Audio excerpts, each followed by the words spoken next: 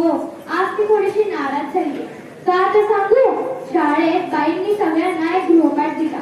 गृहपाठ हा सगळ्यांना करावाच लागतो, पण हा गृहपाठ त्यांच्यासाठी आगळा वेगळा होता. साहित्याचे प्रकार लिहून आणा. आमच्या बाईसाहेबांना साहित्य म्हणजे वाट्या, चमचे, कपडे एवढंच माहिती, पण असं नाही बरं का. साहित्य हा भाषेचा एक प्रकार आहे. भाषेमध्ये जे विविध प्रकार असतात ना, ते साहित्याचे प्रकार म्हणून ओळखले जातात. पण आमच्या चिमुरडीला माहीतच नाही, आणि म्हणूनच आज मी तिच्या मदतीसाठी आली आहे. आज मी भाषेतल्या साहित्यांच्या प्रकारांची ओळख आमच्या संपदेला करून देणार आहे. संपदा, अगं संपदा, हे बघ कोण कोण आले तुझ्यासाठी. उठ बाळा.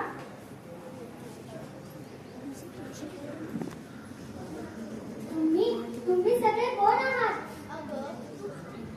माईक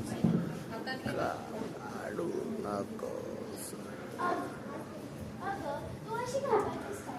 हे सगळे आपलेच मित्र आहेत आणि त्या सगळ्यांशी मैत्री कर ना. मला तर लहानपणापासून ओळखत असशील.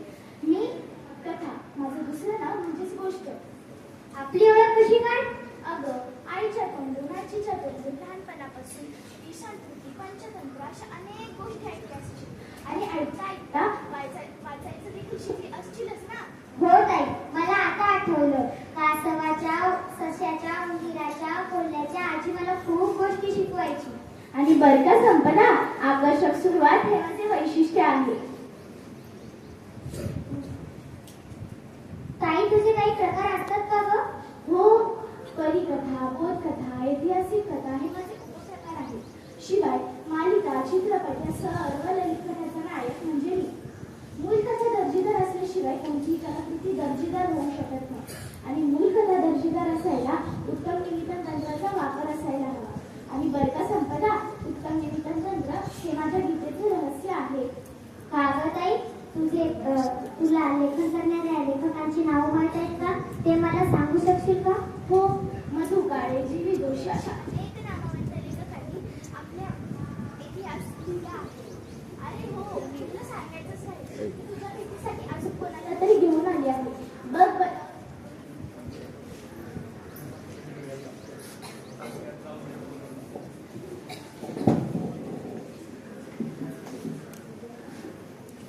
काढू नको.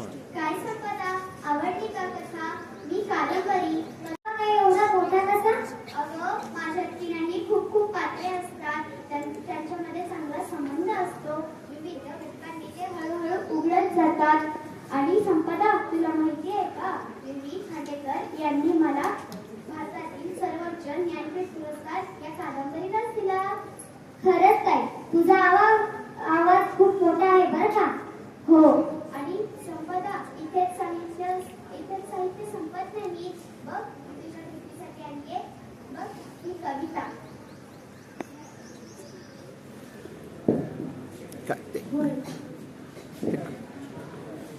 होय, कविता. हिरवे हिरवे गारचे हरित तृणांच्या मखमाली, जे त्यावर सुंदर मखमाली, वरती फुलराणी ती खेळत होती. काय ग संपदा, ओळखलं का मला? अगं, मी कविता. आपली तर फार पूर्वीपासूनची ओळख नाही का?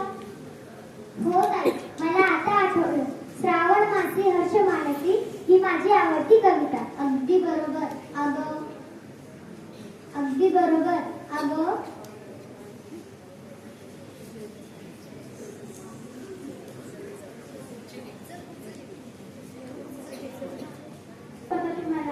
ताई, तू ज्याप्रमाणे इंद्रधनुष्यामध्ये सप्तरंग असतात, त्याचप्रमाणे साहित्य क्षेत्रात कथा, कादंबरी, रसगीत रंग म्हणजेच नाटक, पात्ररचनावर सुरक्षित रचना आणि योग्य घटनाक्रमामुळे मराठी माणसाच्या मनात अढळ स्थान प्राप्त केलेले आहे.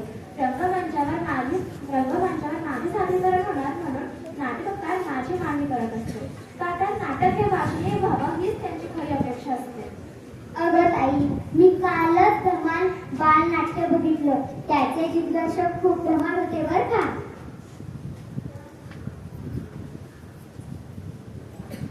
संपदा, पुढे बघ. काय? नीच चरित्र. एखाद्या थोर व्यक्तिमत्वाचा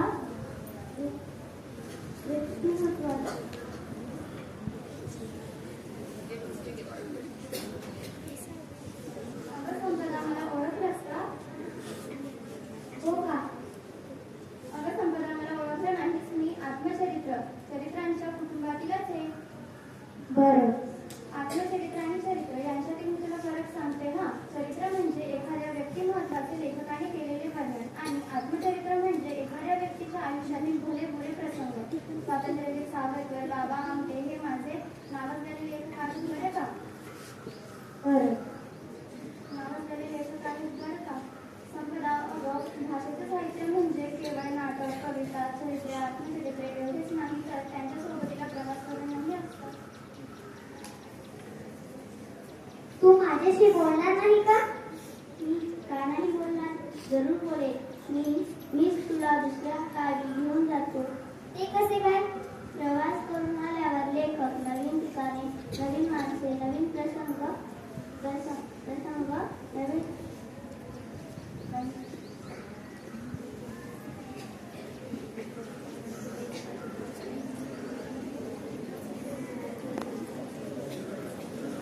मलाही कळलं असेल ना साहित्याचे प्रकार.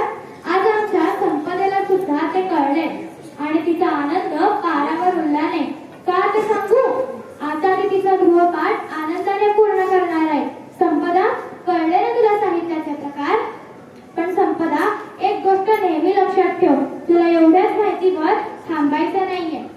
साहित्य प्रकाराशी संबंधित जर आणखी ओळख करून घ्यायची असेल ना